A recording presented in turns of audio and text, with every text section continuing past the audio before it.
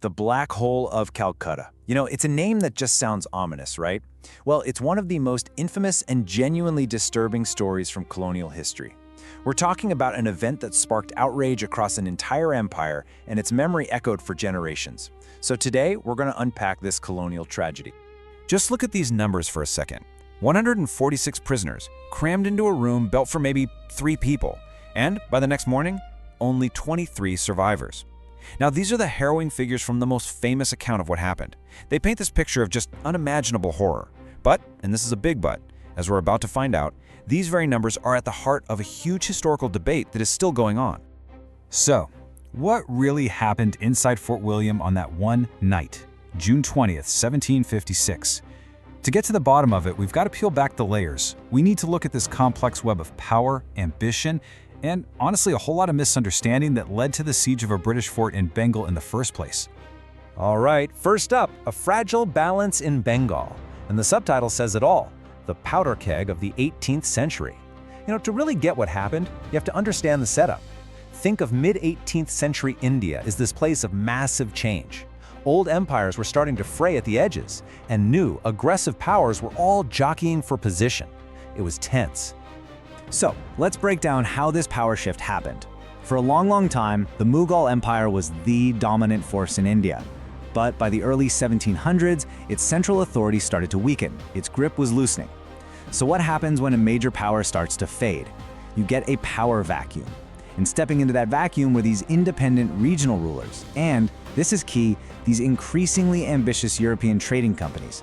They weren't just merchants anymore. They were building forts, hiring their own soldiers, and basically acting like little states within a state.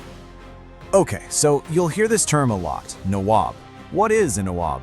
Well, think of them as a regional governor or ruler within the Mughal Empire. Technically, they governed for the emperor, but in reality, by this point, many of them were ruling their provinces with a ton of independence. And one of the most important of these new players was the Nawab of Bengal. Bengal was one of the richest provinces in all of India, a total hub for trade. Its ruler was, for all intents and purposes, a king, and he was definitely not going to let anyone challenge his authority. And that brings us to the man at the center of the storm, the new Nawab, Siraj-ud-Dowlah. His rise to power is really what's going to turn all these simmering tensions into an all-out confrontation. So imagine you're Siraj-ud-Dowlah. You're just 23 years old, and you've just inherited this incredibly tense situation in April 1756. And from where you're sitting, the British East India Company is just completely out of control. They're abusing their trade privileges to get out of paying taxes, but even worse, they are building up a military stronghold, Fort William, right in your territory without asking for your permission. And when you tell them directly to stop, they just ignore you. Talk about a challenge to your authority. And this slide really shows the total disconnect here. It's like they were living in 2 different realities. From the British point of view, they were just protecting their commercial interests. They claimed the upgrades to the fort were simply to guard against their main rivals, the French, standard practice. But from Siraj-ud-Dowlah's perspective, no way. A foreign company building a fortress on his land was a direct, intolerable challenge to his sovereignty. It looked like a declaration of independence that he simply could not let stand. So, with diplomacy completely failing and his authority being openly ignored, Siraj-ud-Dowlah felt he had only one choice left: military force. The confrontation was now pretty much inevitable. He gathered this huge army and marched straight for the British settlement of Calcutta. Just look at this mismatch. It's not even a fair fight. The Nawab's army was enormous, something like 50,000 soldiers, with artillery, even war elephants. And inside Fort William, you've got maybe a few hundred defenders, and that's a mix of actual soldiers and civilian militia. They stood absolutely no chance. The odds were just impossible. And well, the result was as predictable as you'd expect. On June 16th, the Nawab's army shows up. Almost immediately, total panic sets in. The British governor and all the senior officials, they literally flee, abandoning the fort and getting on ships in the river. They leave a junior administrator, a guy named John Holwell, in charge of this completely chaotic and hopeless defense. It was over in days. Facing certain defeat, Holwell did the only thing he could do. He surrendered. Okay, so the fighting's over. The fort has fallen. The survivors probably thought, okay, we'll be treated as prisoners of war. But what happened next? That's what became the stuff of legend, and for all the wrong reasons. The Nawab's guards just needed a place to hold them overnight.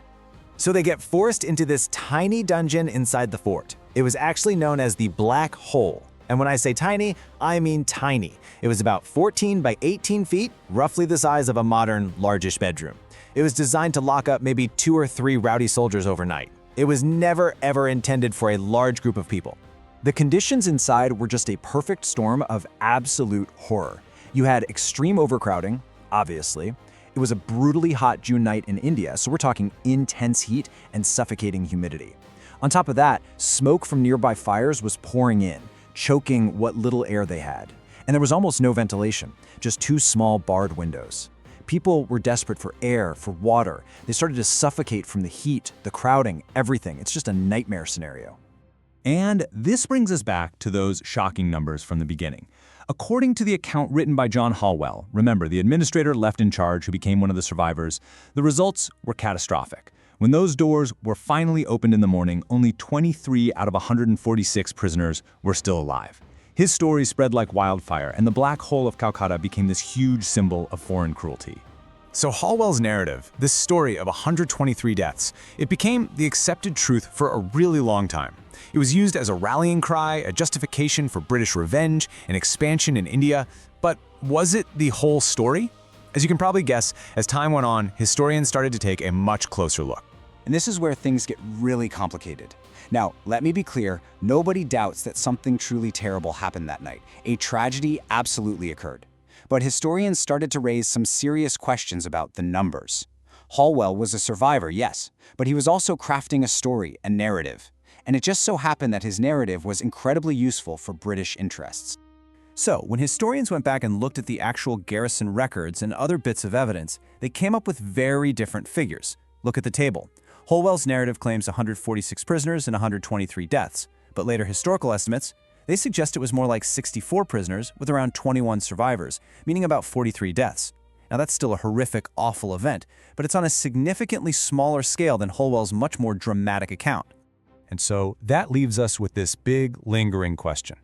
Was the Black Hole of Calcutta a historical tragedy, plain and simple? Or was its memory intentionally blown up, magnified, to become a foundational myth for the British Empire? A story that could be used over and over to justify conquest and control. It's really a powerful reminder, isn't it, that history isn't just about what happened. It's also about who gets to tell the story and why.